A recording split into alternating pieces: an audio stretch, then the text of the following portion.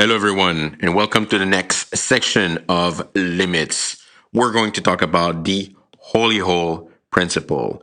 The holy hole principle is really a bunch of things. Like I said, this is a very big section of limit computations, and it really contains a lot of different things like piecewise defined functions, absolute value functions, playing with fractions, factorization, rationalization, so algebraic manipulation to simplify equations and compute limits.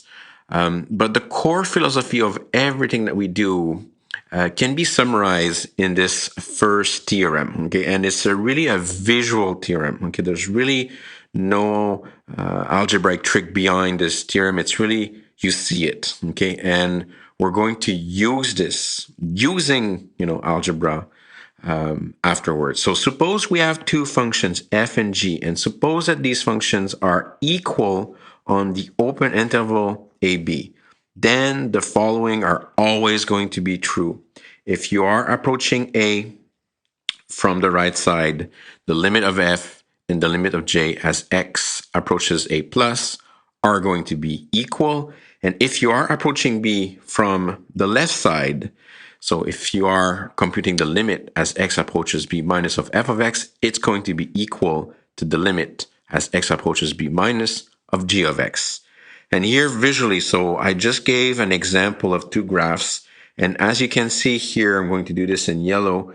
These two graphs are equal on the open interval AB. At A, at B, before A, or after B, they can be separated. They could be equal still for a little while after or whatever, but here it should be very, very clear with this example, this visual example, that f of x is equal to g of x for x inside the interval AB. So then what happens? Like if you are approaching A from the right side, so if you are approaching A from the right side, so if you are writing this graph here and you are approaching A from the right side, you are going to, let me just use a marker here, sorry, just to illustrate that. So if you are approaching A from the right side, so if you are on the graph and you are approaching A on the right side, then of course you're going to get to the same point. It could be full, it could be hollow, it does not matter.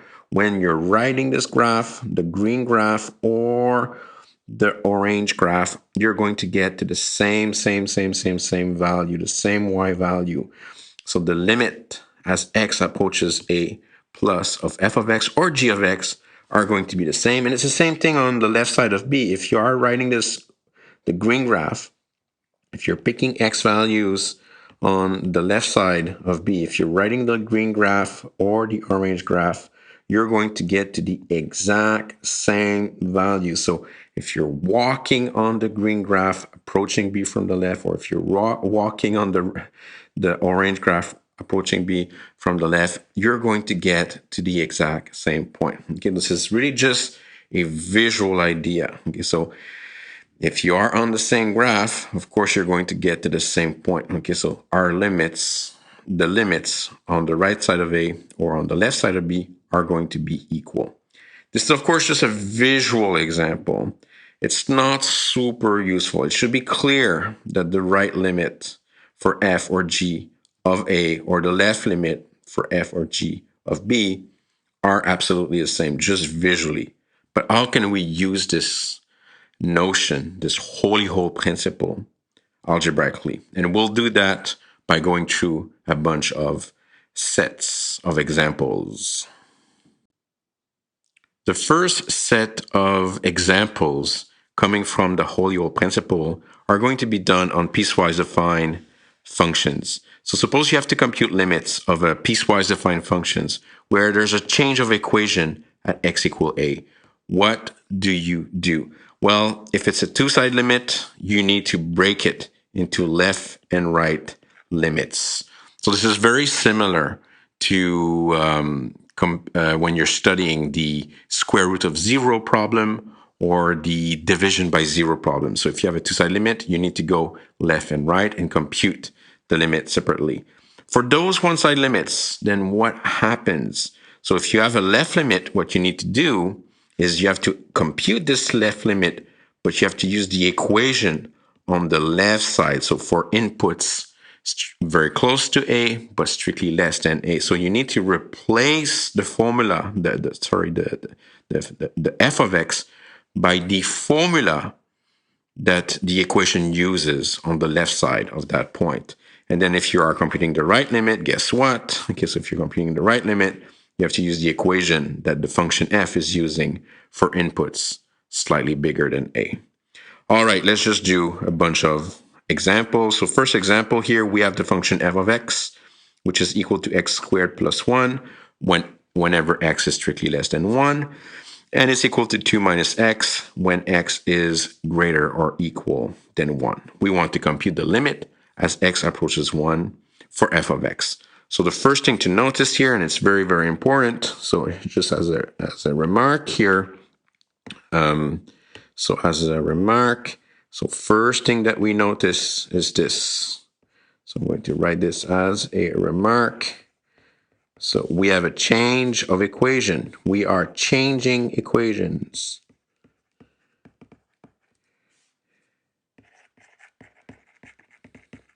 For f of x at x equal 1. So there's a change of equation. So f of x is not the same equation on the left and the right side. So we need to break this into left and right limit. We have to do left and right because it's a two-sided limit. So we need to compute the limit as x approaches 1 from the left of f. So it's really important here that you're always using f first, and then we're going to compute the limit as x approaches 1 plus of f of x. So very similar to square root of 0 or division by 0 problem. So you just define the left and right limit. But now what we want to do is get rid of f. So f is not x squared plus 1. It's not 2 minus x. It's both of them. It's following these two equations depending on the input. But now when you're defining the left limit, the function f can be replaced by the equation x squared plus 1. F of x is not x squared plus 1, but they are equal to each other on the left side. So their limits are going to be the same. So here, this is where you're using the wholly whole principle. You're getting rid of this useless f of x, and you're replacing it by the equation x squared plus 1. And that is an application of the wholly whole principle. You're replacing the function f of x by the equation that it's using. If I'm asking you, is f of x equal to x squared plus 1? No. But the limits are going to be equal because these two functions are equal on the left side. And now you have to compute this limit. Be careful here for any limit, left or right. So this is a good example where we are dealing with a one-side limit, but there's no problem. You're not going to plug 1 minus unless you have a square root of 0 or division by 0 or ln of 0 eventually. So here I'm hoping for the best just by plugging the regular 1. So you have 1 squared plus 1, and you're getting 2. So the left limit of f of x of 1 is just equal to 2. And then you do the exact same thing for the right limit. So now for inputs slightly bigger than 1, your function f of x is following the equation 2 minus x. So you can replace f of x by that equation. Even if these two functions are not the same, they are the same on the right side. So the limits are going to be the same. So that's another application of the O'Hare principle. So simply put, replacing f by the actual equation that it's using is the O'Hare principle. And now I'm going to try just by plugging 1, if this is going to give me a value. So I get 2 minus 1 here. I'm just getting 1. Of course, these two values are not equal. Because these two values are not equal, I'm going to conclude that the two-side limit does not exist. Here we go. So conclusion, here the limit as x approaches 1 of f of x does not exist. Okay, so in terms of complexity of computations here, there's nothing complex. So it's just a bunch of notation, understanding that f is not x squared plus 1 or it's not 2 minus x, but on the left side of 1, f is writing x squared plus 1. So you can use that equation to compute the limit for f. And on the right side of 1, f of x is writing 2 minus x. So you can use that equation to compute the right limit of that function f around 1. All right, next example. So we have again here a piecewise defined function f, which is x cubed plus 1 when x is strictly less than minus 1. It's equal to 2 if the input is minus 1, and it's equal to x squared minus 1 if x is strictly bigger than minus 1. And guess what? We want to compute the limit of that function f at minus 1, where it changes equation. So the first thing to notice here, again, okay, so same remark, that's not a big surprise here. So we have, so here, boom, okay, so no, not you. So we have a change of equation for that function f of x at x equal minus 1. So here, boom, okay, so first remark here, changing equation, but now we're changing at minus 1. And of course, that minus 1 is not a coincidence here.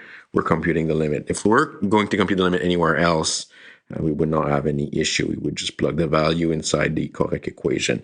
So we need to go left and right here. So first, let's define the limit as x goes to minus 1 minus of f of x. And again here, I strongly suggest that you define these two limits first. This really shows me that you understand the structure of the solution.